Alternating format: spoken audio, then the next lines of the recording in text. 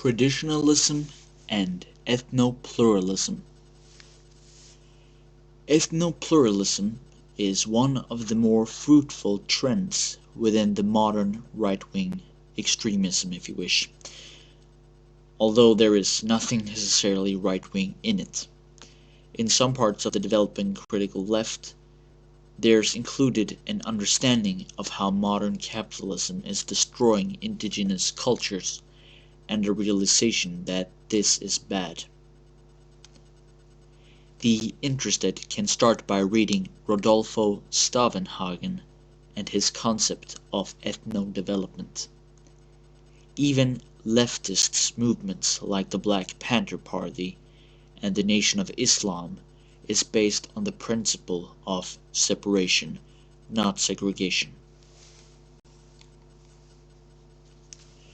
In short, it's based upon that no ethnic group is more universally and objectively valued or worthy than the others.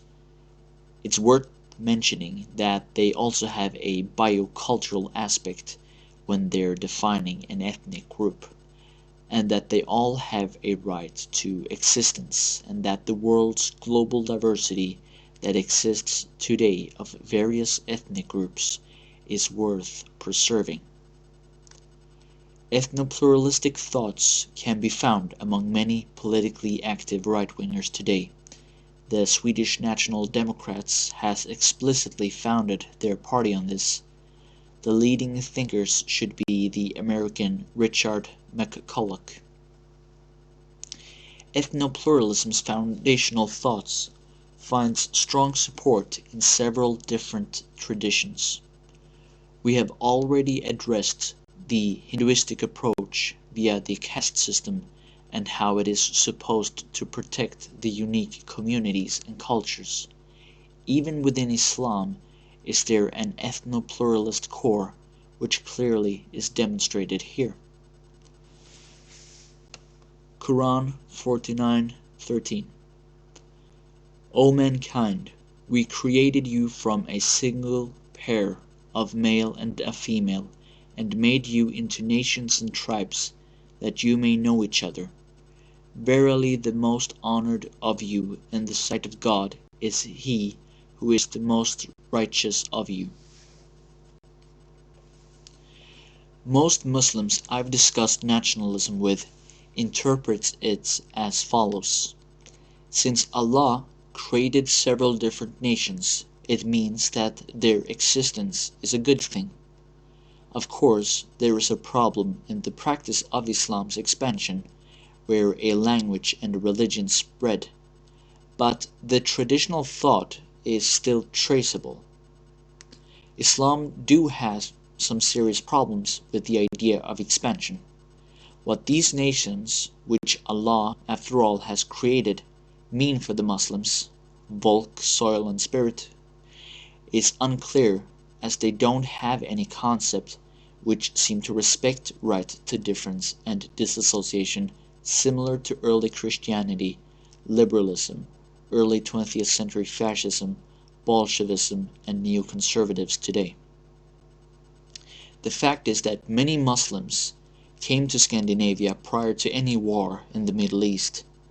Another fact is also that UN only consider 5% of our Muslims to be refugees. Another fact is also that a refugee should seek refuge in the closest war-free nation, and this certainly isn't the nations of Scandinavia. So the mere fact that I'm able to discuss what nationalism is with Muslims here in Sweden is telling of how vague the concept is to them, how they don't respect that each people and religion according to the tradition belongs to a mini-world of their own. However, the Quran does mention the existence of nations and tribes, and how they are creations of Allah. A Muslim should respect this. On a side note, it's interesting to observe how many Arabic Muslims differentiate themselves from the Negroid Muslims, to whom they very resistantly, if at all, give away their daughters to. Even Arabic Muslims know better than to mix, and rather preserve and keep to their own folk within the faith of Islam. The same applies to Muslims and non-Muslims in Scandinavia. Unfortunately, their Muslim sons live a very promiscuous life, which involves heavy partying prior to getting married, and this is often done without the parents' consent and without the Muslim parents even knowing about it. It often results in sleeping with a drunk white whore or a white girl lacking race of soul. The point is, the Quran mentions the separation of tribes and the separation of nations. What this means to the average Muslim today is a secular. The same basic idea can be found in Catholicism, where one returns to the Bible's use of the term peoples, nations. Quote, "Go out and preach to the people," end quote, describes the status quo, while, quote, "the people will be blessed in the new Jerusalem," end quote, describes how they will exist forever. It is also because of this our new Pope can defend the people and the Europe against globalism and masochism. He has a rich Catholic history to return to. A few differences. However, ethnopluralism and traditionalism are not identical. Traditionalism sees the nation as a natural fact which has the right to exist. This does not mean that the national states is the tradition's ideal political organization. This is instead the imperium, where several different nationalities are brought together under one emperor, or a caliphate, and the higher ideals and higher spirituality this stands for. It is clear that for Ebola, one of the most inspiring things in history is the pan-European, pan-imperial brotherhoods like that of the Temple Knights or the Templar Knights and the SS. Men came and gathered from all of the European nationalities to fight for the same ideals. Here's a quote from Charles Lindbergh. Quote, "Our bond with Europe is a bond of race and not of political ideology. It is the European race we must preserve. Political progress will follow. Racial strength is vital. Politics, a luxury. If the white race is ever seriously threatened, it may then be time for us to take our part in its protection, to fight side by side with the English, the French, and the Germans, but not with one against the other for our mutual destruction." End quote. At the same time, it has to be noted that traditional empires in very few cases absorbed, vaporized, destroyed any nationalities. It is only with the 1800th century nationalism in which they became sources of conflict.